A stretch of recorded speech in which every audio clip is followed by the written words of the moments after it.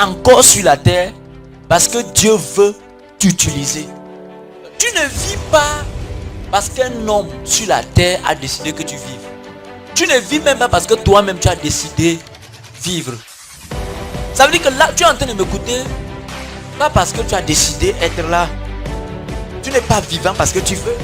Mais tu es vivant parce que Dieu veut. Alors chaque chose que Dieu fait, il le fait pour un but. Et le but, c'est parce qu'il a des choses à faire au travers de toi. C'est pourquoi il est donc important d'avoir une relation avec Dieu. Pour quelqu'un qui veut être un instrument à 100% entre les mains de Dieu, c'est une obligation pour cette personne d'avoir une relation avec Dieu. Ou bien pour un enfant de Dieu qui veut être un instrument à 100% entre les mains de Dieu, alléluia, a pour obligation d'avoir une relation avec Dieu. Ce n'est pas une option, ce n'est pas un choix, c'est une obligation. Est-ce que vous comprenez? C'est une obligation. Tu dois avoir une relation avec Dieu. Si tu sais que sur la terre tu es encore là parce que Dieu veut, parce que Dieu a décidé, parce qu'il veut t'utiliser comme un instrument, il a des choses à faire au travers de toi.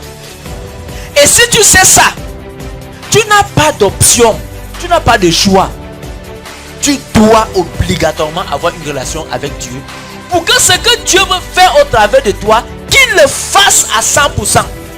Personne ne peut accomplir les desseins de Dieu sans avoir une relation profonde avec Dieu. Quand je parle de relation, je parle d'intimité.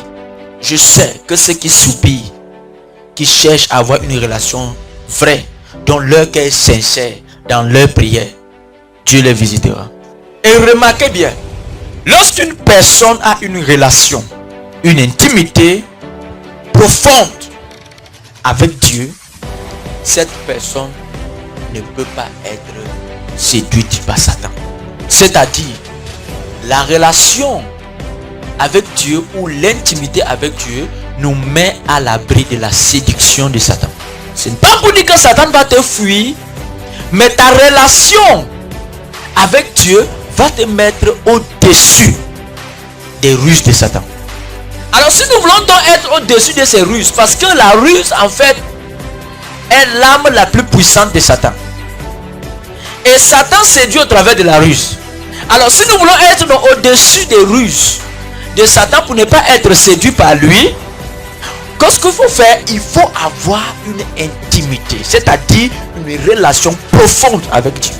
La relation ou l'intimité avec Dieu, amen, fait de nous des vrais adorateurs. Lorsque tu as une relation, intimité avec Dieu, tu seras un vrai adorateur. C'est-à-dire, tu vas adorer Dieu en esprit et en vérité. Tu ne seras pas rusé dans ton adoration. Tu seras un vrai adorateur. Parce que la Bible dit que les vrais adorateurs adorent Dieu en esprit et en vérité.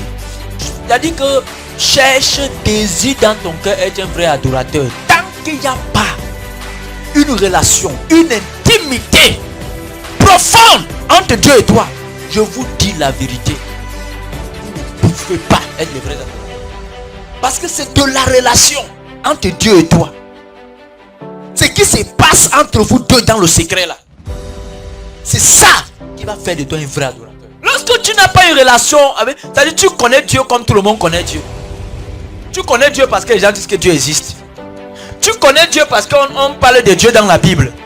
Tu connais Dieu parce que tu as lu quelque part dans un livre. Écoute-moi très bien. Tu n'auras jamais, tu ne seras pas un vrai adorateur.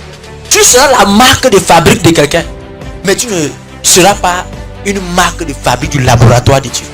Ça veut dire que la relation entre Dieu et toi, c'est un laboratoire où Dieu te transforme, où Dieu te forge, où Dieu te moule comme on moule.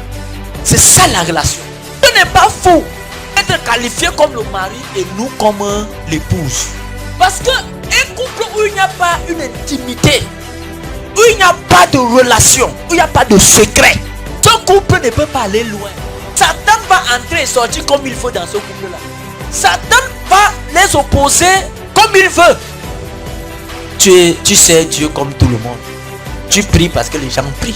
Regarde, quand il n'y a même aucune relation entre Dieu et toi, c'est-à-dire que ta prière n'a aucun effet en réalité. Parce qu'en fait, tu pries parce qu'on dit qu'il faut prier. Mais lorsque tu pries, parce que tu dis cela de ta relation avec Dieu, tu ne prieras pas comme les autres. Mais si aussi longtemps que moi, je n'ai pas une relation avec Dieu, je vais passer mon temps à imiter les gens. C'est sur quelle base que moi je sers Dieu? C'est parce que je vois les gens servir Dieu.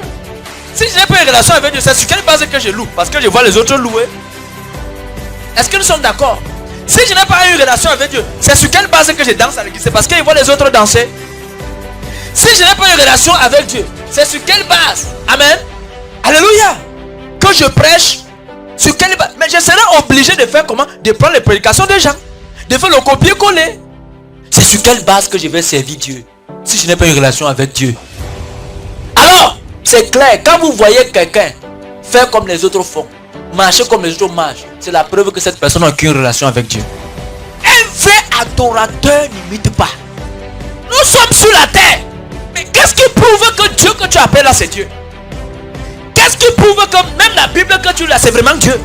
Écoutez-moi très bien. Si tu crois que Dieu existe et que toi tu veux le servir, ce n'est pas une option. Ce n'est pas facultatif. Écoute, c'est un impératif. C'est une obligation. Cela s'impose à toi. Tu dois avoir une relation avec Dieu. Même tu sais quelqu'un que tu ne connais pas. Je ne veux pas connaître Dieu parce qu'on parle de Dieu. Ma foi sera limitée. Je veux que Dieu lui-même se révèle à moi. Je veux avoir une relation. Mais je veux le voir. Je veux l'entendre moi-même. Lorsque tu as un chrétien comme ça à l'église, oh, tu as gagné. Parce que tu as des chrétiens qui te suivent parce que tu parles de Dieu. Les chrétiens qui te suivent parce qu'ils voient là, tu prêches, tu as les révélations. Lorsque tu as des chrétiens qui sont juste avec toi parce que waouh, ils parlent bien, ils s'expriment bien, ces chrétiens vont t'abandonner un jour. Oh, combien de personnes ont pleuré lorsque j'ai prêché? Combien de personnes disaient waouh, acclamaient pendant que je prêchais? Combien de personnes à un moment donné, c'était comme la folie de vouloir transmettre mes prédications. Mais aujourd'hui, ces personnes ont refroidi. Ces personnes ne sont plus parmi vous. Pourquoi? Parce qu'on n'avait aucune relation avec Dieu. C'est le suivisme. Il n'y avait aucune relation avec Dieu. Nothing. Il n'y avait pas. Mais lorsque un chrétien a une relation profonde avec Dieu, tu as gagné. Jésus a laissé les apôtres étant confiants. Parce qu'il savait ce qu'il avait laissé en eux.